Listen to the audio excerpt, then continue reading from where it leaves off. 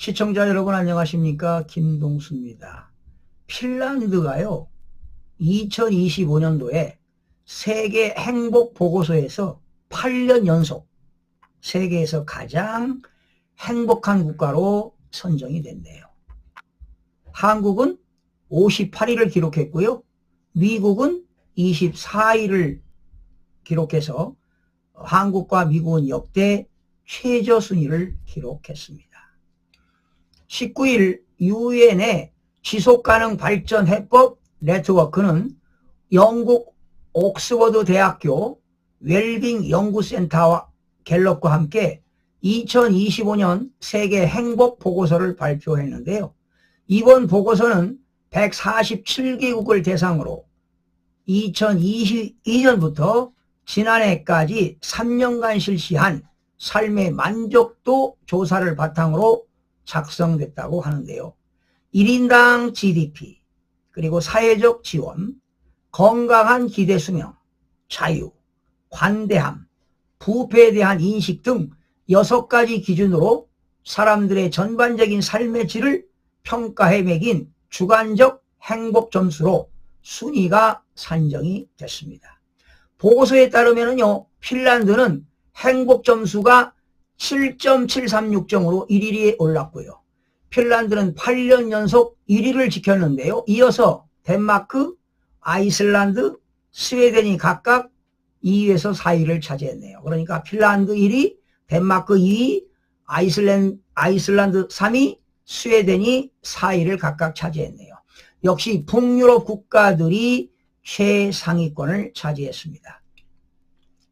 주목할 만한 변화는요, 코스타리카가 6위를 차지했네요. 멕시코가 10위. 멕시코가 지금 처음으로 10위권에 진입을 했다는 점입니다. 네덜란드가 5위, 노르웨이가 7위, 이스라엘이 8위, 룩셈부르크가 9위, 10위권에 포함이 됐습니다. 핀란드와 같은 북유럽 국가의 국민들은 보편적으로 고품질의 건강, 그리고 교육, 사회적 지원 시스템 혜택을 누리고 있는 것으로 나타났습니다. 코스타리카와 멕시코의 상위권 진입은 강력한 사회적 네트워크, 그리고 중요한 건 공동체 의식이 주요 원인으로 꼽혔습니다. 공동체 의식은요, 주로 이제 여러 명이 같이 공동 식사하는 빈도가 높답니다. 그렇다면 사회적 연결성 측면도 높은 점수를 받았다고 합니다. 우리 혼자 먹는 것보다 여럿이 먹으면 밥맛도 좋잖아요. 최하위권인 나라가 아프가니스탄, 그러니까 아프가니스탄 147위를 차지했네요. 그리고 시에라리온, 레바논, 말라위, 짐바브루에가 그 뒤를 이었습니다. 아프가니스탄의 평균 행복도 점수는 10점 만점에 1.36점을 기록했고요. 특히 여성의 행복도는 1.16점으로 더 낮았습니다. 한국은요, 58위를 차지했는데 6.038점을 기록했습니다. 전년도 52위에서 지금 한국은 6단계가 하락한 수치가 되겠습니다. 한국은 2021년도에 62위, 2022년도에는 59위, 2023년도 57위, 미국은 24위, 6.728이 점수가 나왔네요. 미국은 2012년도에 11위를 차지했는데 역대 최저 순위를 기록했습니다. 결과적으로 보고서는요, 혼자 식사하는 사람이 늘어난 현상과 정치 양극화의 원인으로 보았습니다. 우리나라 지금 젊은이들도 혼자 식사하잖아요. 네? 그리고 이제 고령 사회가 되다 보니까 혼자 식사하는 어른들이 많이 늘어나요. 그리고 우리나라는 지금 정치 양극화가 심화되고 있는 거 아니겠습니까? 이게 문제입니다, 지금. 대한민국은 총칼만 안 들었지, 체제전쟁이 벌어지고 있습니다. 이스라엘은요, 팔레스타인 무장정파 하마스와 전쟁 중에도 8위를 차지했습니다. 7.234에 올랐고요. 반면 러시아와 전쟁 중인 우크라이나 111위입니다. 러시아는 66위에 그쳤습니다. 자, 보고서는요, 사회적인 신뢰와 연결이 행복을 결정하는 데 크나큰 영향을 미친다는 점을 강조했습니다.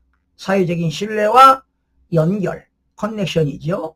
그러니까 공동체 의식이 있는 것이 행복 순위가 높아진다는 겁니다. 특히 타인의 친절에 대한 믿음과 개인의 삶의 만족도 사이에 강한 상관관계가 있었다고 봅니다. 일례로 상위권을 차지한 북유럽 국가들은 잃어버린 지갑을 다른 사람이 돌려줄 것이라는 믿음과 실제 회수율이 높은 것으로 나타났습니다. 사실 우리나라도 핸드폰 잊어버리면 이제는 좀 찾아주지 않습니까? 그런데 택시에서 저도 내리고 그 핸드폰을 잃어버렸는데 연락이 안 오더라고요. 또 타인과 함께 식사하기 등 사회적 활동이 행복도 향상에 기여하는 것으로 나타났습니다. 그러니까 공동체 의식이 가장 중요한 거라고 보는 겁니다. 보고서는 가족관계 규모도 크고 가족 간의 유대감이 강한 라틴 아메리카 사회는 더 높고 지속 가능한 웰빙을 추구하는 다른 사회에 귀중한 교훈을 제공한다고 밝혔습니다. 근데 우리나라도 이제 1인 가족이 많은 것 같아요. 젊은이들이 부모로부터 독립돼 가지고 나홀로 가족들이 많고요. 그러다 보니까 공동으로 식사할 수 있는 그런 기회가 많지 않습니다. 그러다 보니까 행복도가 많이 떨어지는 것 같습니다. 자, 시청자 여러분 고맙습니다.